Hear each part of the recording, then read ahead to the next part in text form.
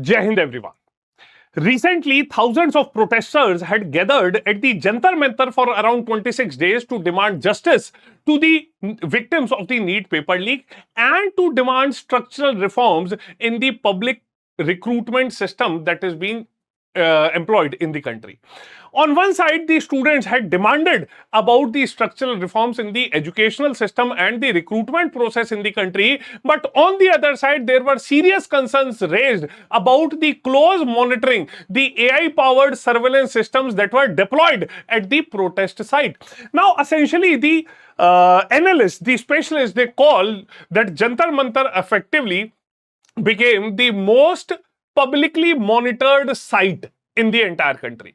Now, behind the scenes, there was an invisible network of AI-powered cameras, facial recognition vans, and real-time databases which was tracking every move of the protesters. Now, in this situation, on one side, the government says that it was for catching criminals who might enter the protest disguised as protesters and might harm the law and order situation. But in this, the protesters say that it was an invasion of privacy for them. Now, what essentially is the thin line? How and why these things have to be justified? The bigger question comes up is that what is the status of the security agencies, and now they have been caught up in the dilemma of giving liberty to the protesters versus providing security to the protesters. Now, in this, if we have to see, we will understand that even though there have been very thin line in these protesters, in these protests and the demands of the people. Now, what started as a student movement against exam fraud now quickly became something which was much bigger.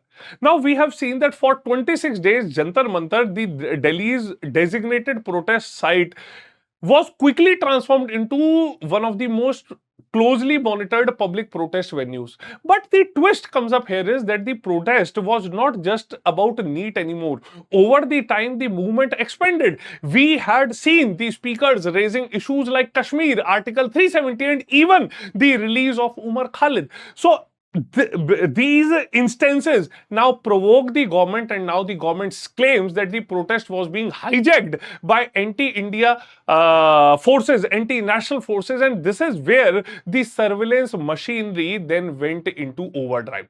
So, if we have to see that how tracking was carried out at this site, we will have to understand that the protest site had the facial recognition systems cameras, which are essentially high resolution cameras at entry exit points, and they continuously captured the faces.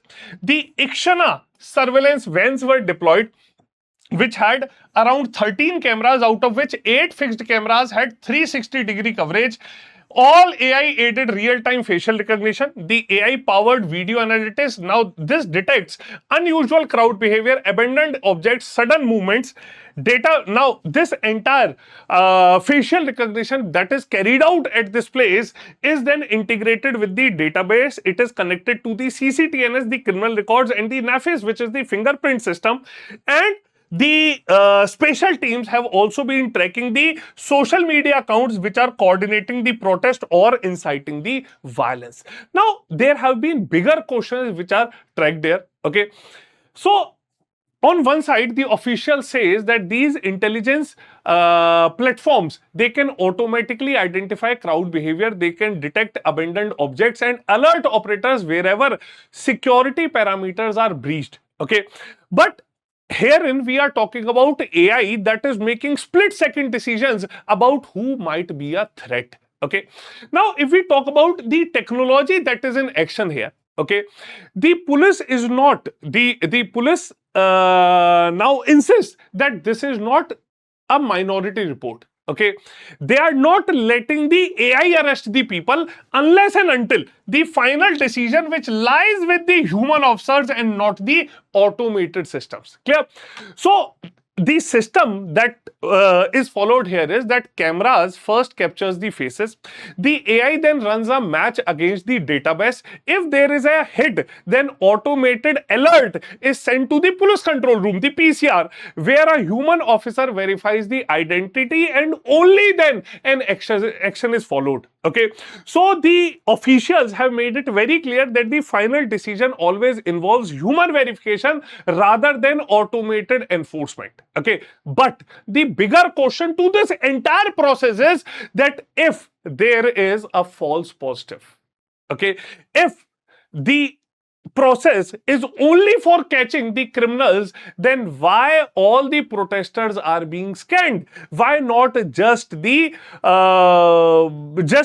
scan the people who pose as threats or who are suspects? So there is a gap in this. Okay, but the security agencies as well as the government ensure that all of these are done in the holistic manner to ensure the cutting edge security to the protesters who are there. Okay, now the bigger question is why the government tracks so clear.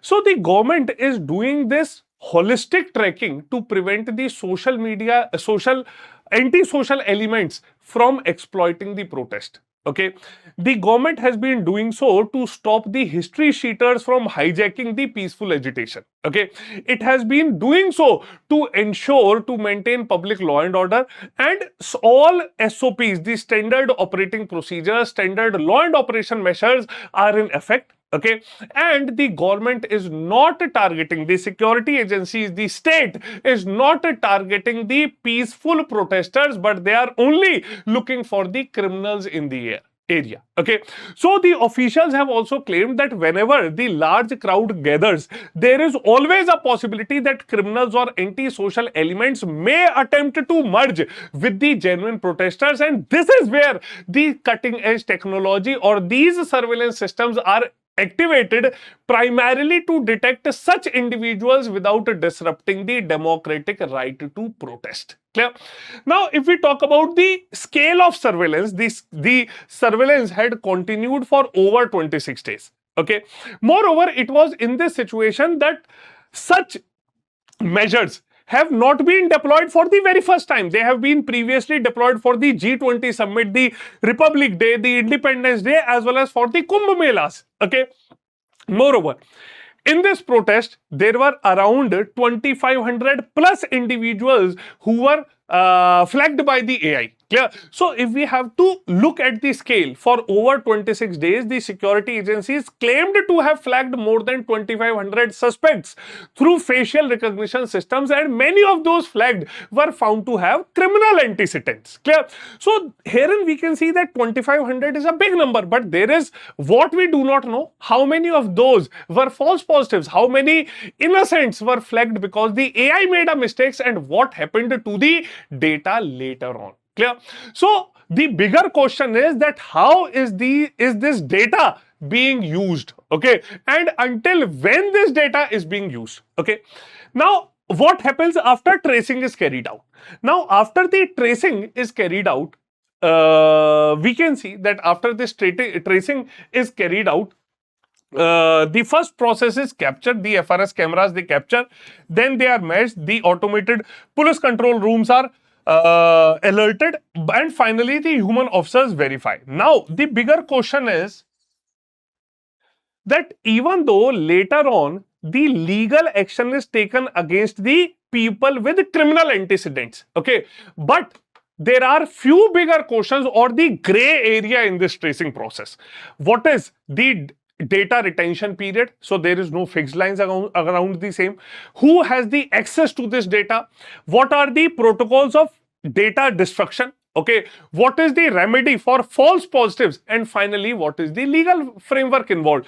So essentially, the surveillance system does not have answer to these 5 greater questions, and this is the reason why people have been concerned about the same, and this is where the PIL comes into effect. Okay, so previous JNU Student Union President Aisha Ghosh in the PIL versus Union of India has come up with some prominent arguments, and the government has also responded it in the most rational manner. First is, they talk about continuous, indiscriminate and intrusive surveillance, to which the government says that videography is for law and order and safety, and it has got nothing to do with snooping. Okay, recording private acts, okay, eating, resting, medical help. Okay, so police says that every protest at Jantar Mantar is always recorded. Okay.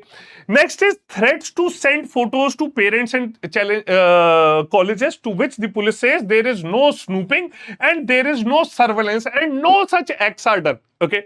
Then it also creates a chilling effect on the free speech. Okay.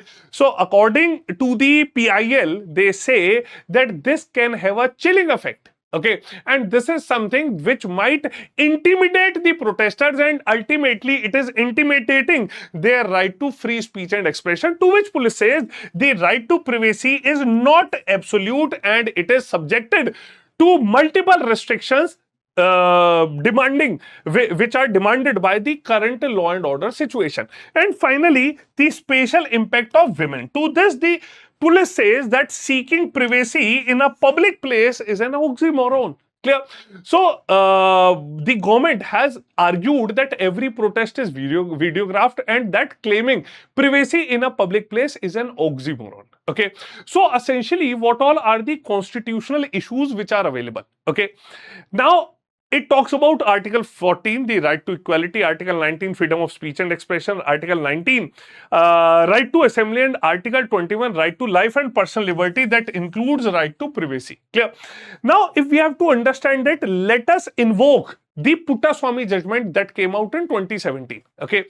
In the Puttaswamy judgment, the Supreme Court says that right to privacy is a fundamental right under Article 21 and the state must satisfy the triple test. Okay, so in this case, the Supreme Court has said that the state can infringe on it, but only if it satisfies the triple test. Okay, triple test wherein first comes legality. Okay, there must be a law authorizing the surveillance. So India has got none. Okay, second, the legitimate state aim. Okay, now the state must maintain the public order. Okay, but no argument has been given there. And third is proportionality. So, proportionality is mass scanning of all protesters proportionate to catching a few criminals. So, this is where the petitioner says that the government has not responded, the government has not argued. Okay. So, according to the petitioner, the law is very clear. Okay. And the stand is very clear that there has to be a law. Secondly, the law has to be based on state need, and thirdly, it has to be proportionate. So, without a perfect law, the entire surveillance operation is constitutionally vulnerable. Moreover, here comes some regulatory vacuum. Okay. Now, we have seen that in India, there are no specific face recognition technology laws. Okay. No data retention laws. No access control protocols. It does not make it very clear as to who can access the data. No independent oversight, no remedy for false positives, and no data destruction mandate. Okay.